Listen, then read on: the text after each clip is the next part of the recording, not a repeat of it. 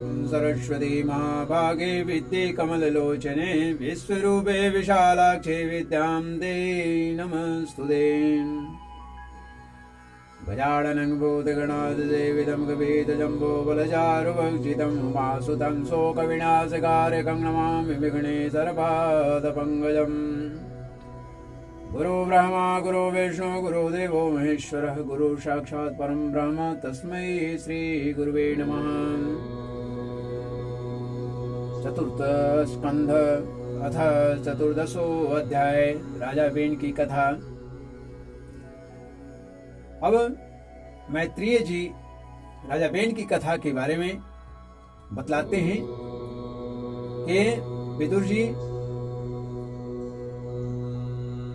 कुशल चाहने वाले भृगु आदि मुनियों ने देखा कि जब महाराजा अंग चले गए तो अराजकता फैलने लगी, तो उन्होंने बड़ी सोच विचार कर बेन को राजा बनाया। उसके आगे की कथा मैं आपको पढ़ता हूँ। मैत्रेयवाच भृगवादयस्ते मुनयो लोकानां क्षेमदर्शिनः गोप्तर्य सती वै नृणाम पश्यन्त पशुसाम्यताम् माहूय सुनिधां ब्रह्मवादिना प्रकृत्य सम्मतं वीनम् अभ्यसिञ्चन पतिं भुव श्रुत्वा नृपासन गतं वीनमत्युग्रशासनम् निलेल्योर्दस्यैव सद्य सर्पतस्ता त्रस्तायवाखव सयारूढ़ निवासान उन्नदोष्ट विभूतिभिः अमिने महाभागान स्तंभ अस्तब्ध संभावित स्वतः एवं मदान्ध उत्सिक्तो निरंकुशैव दीपः पर्यटन रतमास्थाय कंपयन्निव रोदसी न यष्टव्यम न दातव्यम न होतव्यम द्विजा क्वचित् यदेन वारयद् धर्मं भेरिघोषेण सर्वशः। मैत्रेय जी कहते हैं कि विदुर जी सभी लोगों के कुशल चाहने वाले भृगु आदि मुनियों ने देखा कि अंग के चले जाने से अब पृथ्वी की रक्षा करने वाला कोई नहीं रह गया है। सब लोग पशुओं के समान उच्छृंखल होते जा रहे हैं। तब उन्होंने माता सुनीता की सम्मति से मंत्रियों के सहमत न होने पर भी बेन को भूमंडल के राजपद पर अभिषिक्त कर दिया।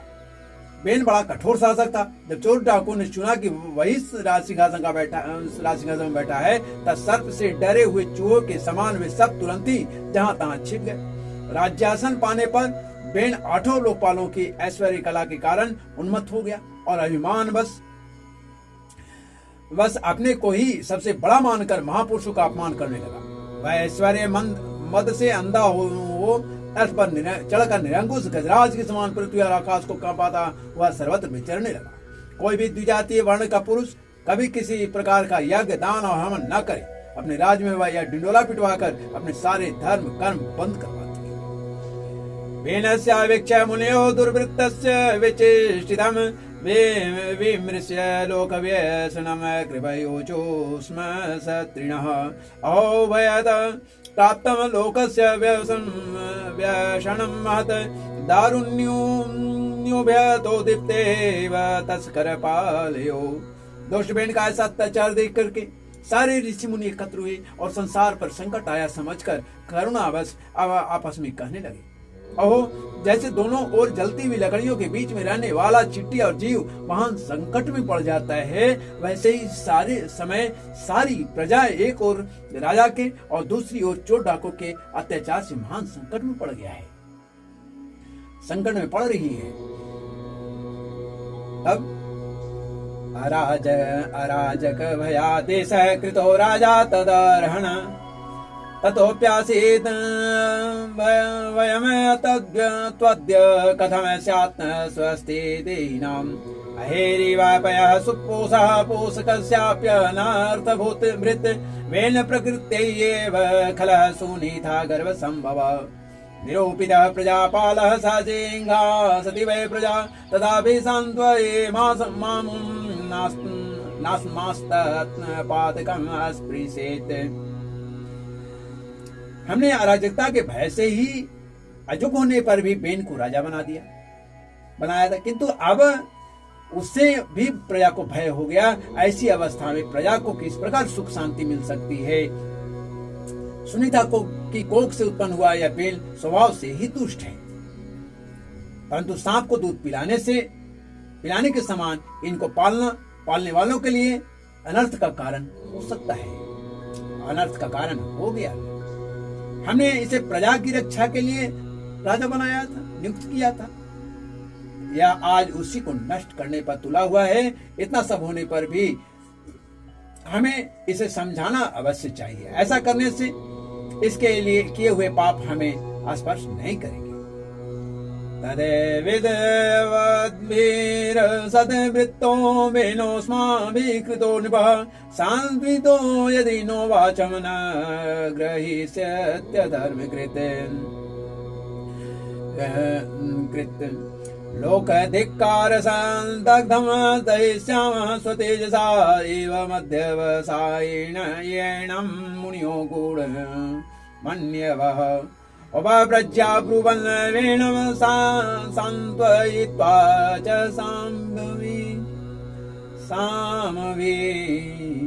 हमने जानबूझकर दुराचारी वेन को राजा बनाया था, किंतु यदि समझाने पर भी यह हमारी बात नहीं मानेगा तो लोक के धिक्कार से दग्ध हुए इस दुष्ट को हम अपने तेज से भस्म कर देंगे। ऐसा विचार करके मुनि लोग वेन के पास गए और अपने क्रोध को छिपाकर उसे प्रिय वचनों से समझाते हुए इस प्रकार कहने लगे।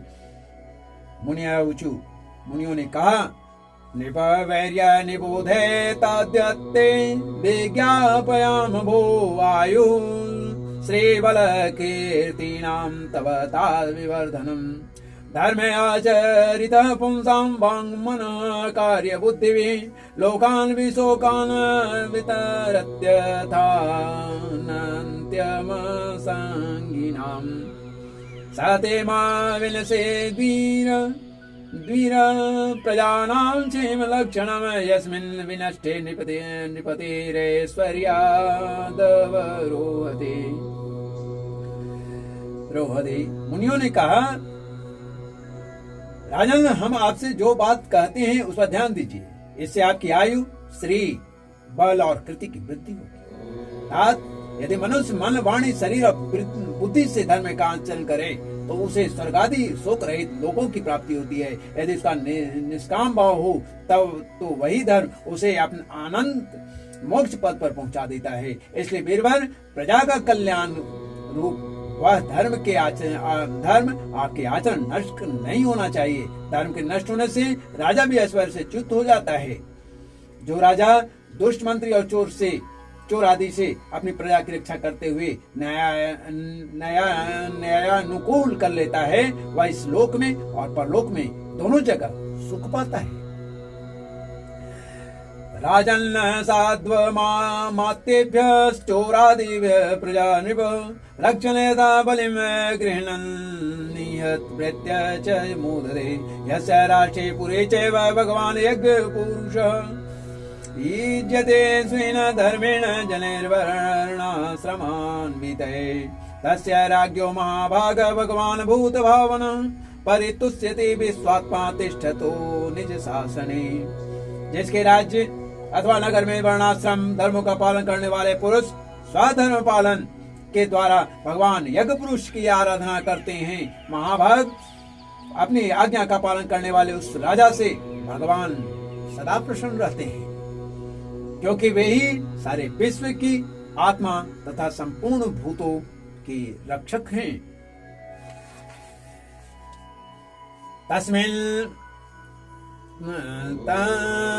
तस्मिन् स्तुष्टे किम प्राप्यम जगतामीश्वरे लोका सपाला हे तस्मै हरन्ति बलिमाद्रिता। भगवान ब्रह्मादि जगदीश्वरों के भी ईश्वर हैं। उनके प्रसन्न होने पर कोई भी वस्तु दुर्लभ नहीं रह जाती है। तभी तो इंद्रादि लोकपालों के सहित समस्त लोग उन्हें बड़े आदर से पूजोपहार समर्पण करते हैं। तम सर्वलोकामरयज्ञ संग्रहं त्रयीमयं द्रव्यमयं तपोमयं यज्ञैर्विचित्रैर्यजतो भवायते राजन स्वदेशाननुरोध धूमर्हसि यज्ञेन युष्मद्विषे द्विजातिर्वेतायमानेन सुराकलाहरे स्वेष्टा सुतुष्टा प्रतिसन्ति वाञ्छितं तद्विधेलनं नार्हसि वीरचेष्टितुम्। राजन, जब भगवान श्री हरि समस्त लोकपाल और यज्ञों के नियंता हैं, वे वेदत्रयी रूप, इंद्र द्रव्य रूप और तप स्वरूप हैं। इसलिए आपके जो देववासी आपकी उन्नति के लिए अनेक प्रकार के यज्ञों से भगवान का यजन करते हैं, आपको उनके अनुकूल ही रहना चाहिए। जब आपके राज्य में ब्राह्मण लोग यज्ञों का अनुष्ठान करेंगे, तब उनकी पूजा से प्रसन्न होकर भगवान के अंश स्वरूप देवता आपको मनचाहा फल देंगे। अतः वीरवर, आपको यज्ञादि धर्मानुष्ठान बंद करके देवताओं का तिरस्कार नहीं करनी चाहिए। बेन ने कहा, तब बेन ने कहा, ऋषियों को ही अपमानित करना शुरू किया। बेनुवाच पालिसावतायुयं वा अधर्मे धर्ममानिनः ये वृत्ते दंपतिं हित्वा जारं पतिमुपासते अवजानन्त्यमि मूढ़ा नृपरूपिणमीश्वरं नानो वेदन्ते ते भद्रमिह लोके परत्र च। तुम लोग बड़े मूर्ख हो, खेद है, तुमने अधर्म में ही धर्म बुद्धि कर रखी है। तभी तो तुम जीविका देने वाले मुझ साक्षात पति को छोड़कर किसी दूसरे जार पति की उपासना करते हो। जो लोग मूर्खता को बस राजा रूप परमेश्वर का अनादर करते हैं, उन्हें न तो इस लोक में सुख मिलता है और न परलोक में। को यज्ञ पुरुषो नाम यत्र वो भक्तिरीदृशी भर्तृष्णेह विदुराणाम यथा जारे कुयोसिदाम विष्णुर्वीरिंजो गिरिश इंद्रो वायुर्यमोरवि पर्जन्यो धनदः सोमः चिदिरग्निरमापति एते चान्ये च वेउधा प्रभवो वरवसापयो देहे भवन्ति नृपते सर्वदेवमयो नृप तस्मान् कर्म विप्रा यजध्वं गतमत्सरा बलिं च मह्यम हरत मत्तोन्य कोग्रभुक् पुमान्। अरे जिसमें तुम लोगों की इतनी भक्ति है, वह यज्ञ पुरुष है कौन? यह तो ऐसी बात है जैसे उल्टा स्त्री अपने विवाहित पति से प्रेम करना करके किसी पर पुरुष में आसक्त हो जाए। विष्णु, ब्रह्मा, महादेव, इंद्र, वायु, यम, सूर्य, मेघ, कुबेर, चंद्रमा, पृथ्वी, अग्नि और वरुण तथा इनके अतिरिक्त जो दूसरे 12 और श्राप देने में समर्थ हो देवता हैं, वे सब के सब राजा के शरीर में रहते हैं। इसलिए राजा सर्वदेव में है और देवता उसके अंश मात्र हैं। इसलिए ब्राह्मणों, तुम मत्सरता छोड़कर अपने सभी कर्मों द्वारा एक मेरा ही पूजन करो और मुझी को बलि समर्पण करो। भला मेरे सिवा और कौन अग्र पूजा का अधिकारी हो सकता है? मैत्रेय उवाच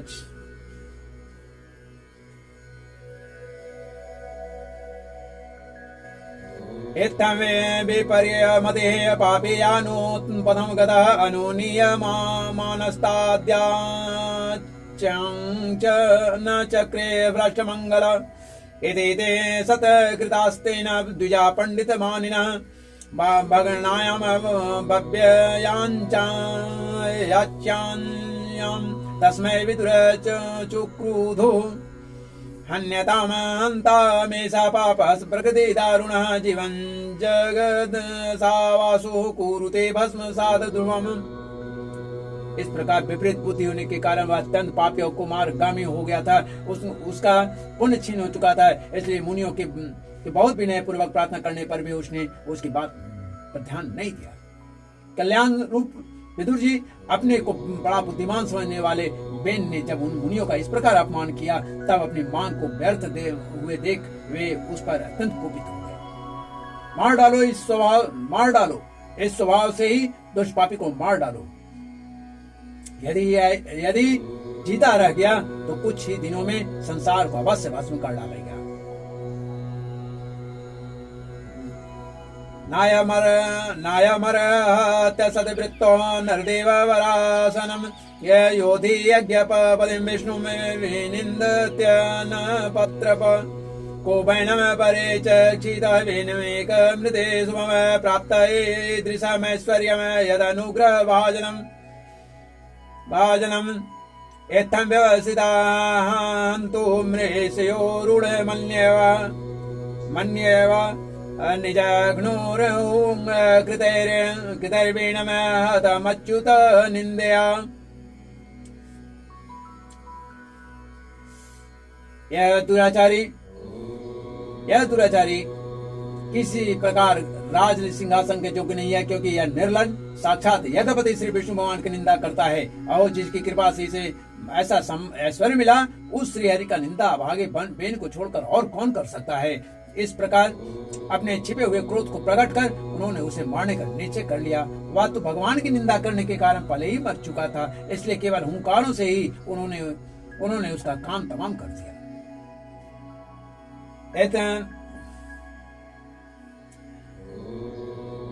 काम तमाम कर दिया। ऋषि विश्वाश्रम पदम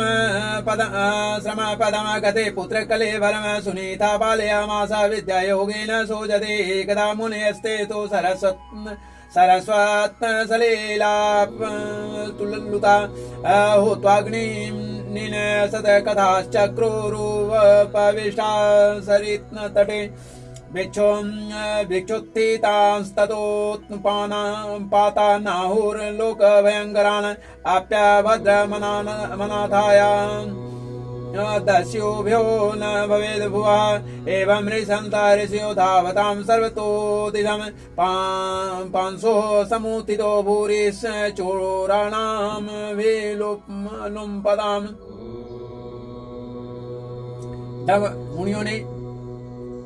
मुनियों ने अपने आश्रम को चले गए, तब इधर बेन की शोकाकुल माता सुनीता मंत्रादि के बल से तथा अन्य युक्तियों से अपने पुत्र के सब की रक्षा करने लगी। एक दिन वे मुनिगण सरस्वती के पवित्र जल में स्नान कर अग्निहोत्र से निवृत्त हो नदी के तीर पर बैठे हुए हरिचर्चा कर रहे थे। उन्हीं दिनों लोक में आतंक फैलने वाले बहुत से उपद्रव होते देखकर वे आपस में कहने लगे, आजकल पृथ्वी का कोई रक्षक नहीं है, इसलिए चोर डाकुओं के कारण उसका कुछ अमंगल तो नहीं होने वाला है। ऋषि लोग ऐसा विचार कर ही रहे थे कि उन्होंने सब दिशाओं में धावा करने वाले चोरों और डाकुओं के कारण उठी हुई बड़ी भारी धूल देखी। तदुपद्रवमाज्ञाय लोकस्य वसो लुम्पदां वर्तर्युपरते तस्मिन् नन्योन्यं च जिघांसदां चोरप्रायं जनपदहीन सत्त्वमराजकं लोकान्नावारयञ्चता अपि तद्दोषदर्शिनः ब्राह्मणः सन्दृक् शान्तो दीनानां समुपेक्षक अस्त्रवते ब्रह्म तस्यापि भिन्नमाण्डात्पयो यथा नाङ्गस्य वंशो राजर्षिरीश संस्थातुमर्हति अमोघवीर्यायि नृपवंशेऽस्मिन् केशवाश्रया विनिश्चित्येव मृषयो विपन्नस्य महीपदे ममन्थोरुरुं तरसा तत्रासि द्वाहुको नरः। देखते ही देखते वे समझ गए कि राजा बेन के मर जाने के कारण देश में अराजकता फैल गई है, राज्य शक्तिहीन हो गया है, चोर डाकू बढ़ गए हैं। यह सारा उपद्रव लोगों को धन लूटने का ही है, धन को बटोरने का है, और यह धन लूटने वाले तथा एक दूसरे के खून के प्यासे हो रहे हैं, प्यासे लुटेरे का ही है। अपने तेज से अथवा तपोबल से लोगों की ऐसी कुप्रवृत्ति से रोकने में समर्थ होने पर भी ऐसा करने में हिंसादि दोष देकर उन्होंने इसका निवारण नहीं किया। तब फिर सोचा कि ब्राह्मण यदि समदर्शी और शांत स्वभाव भी हो तो भी दीनों की उपेक्षा करने से उसका तप उसी प्रकार नष्ट हो जाता है जैसे फूटे हुए घड़े में से जल गिर जाता है, जल बह जाता है। फिर राजर्षि अंग का वंश भी नष्ट नहीं होना चाहिए, क्योंकि इसमें अनेक अमोघ शक्ति और भगवत पारायण राजा हो चुके हैं। ऐसा निश्चय कर उन्होंने मृत राजा को की जांग को बड़े जोर से मथा, तो उनमें से एक बौना पुरुष प्रकट हुआ। बेन के जांगों को मथने के बाद एक बौना पुरुष उत्पन्न हुआ। वह कौवे के समान काला था। उसके सभी अंग और खासकर भुजाएं बहुत छोटी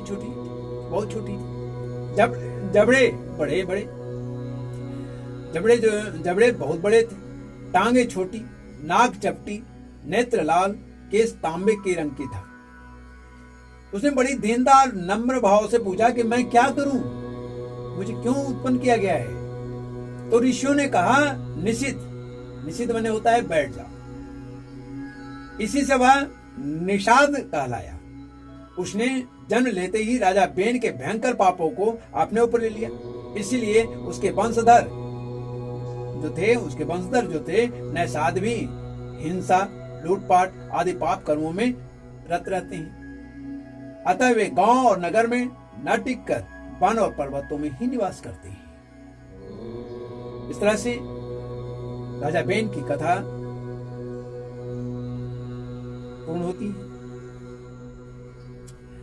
इति श्रीमद्भागवते महापुराणे पारमहंस्यां संहितायां चतुर्दशस्कन्धे पृथुचरिते निशोत्पत्तिर्नाम चतुर्दशो अध्याय। श्रीमन्नारायण नारायण नारायण गोविंद नारायण नारायण नारायण हरि नारायण नारायण नारायण माधव नारायण नारायण नारायण कृष्णं नारायणं वन्दे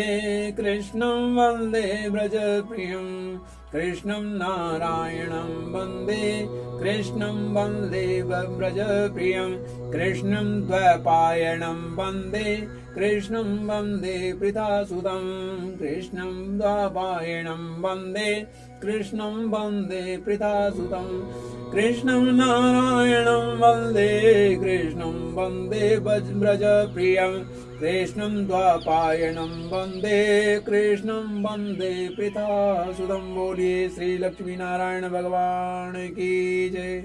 आद्याशक्ति माँ जगजननी जगदम्बा की जय। जय जय श्री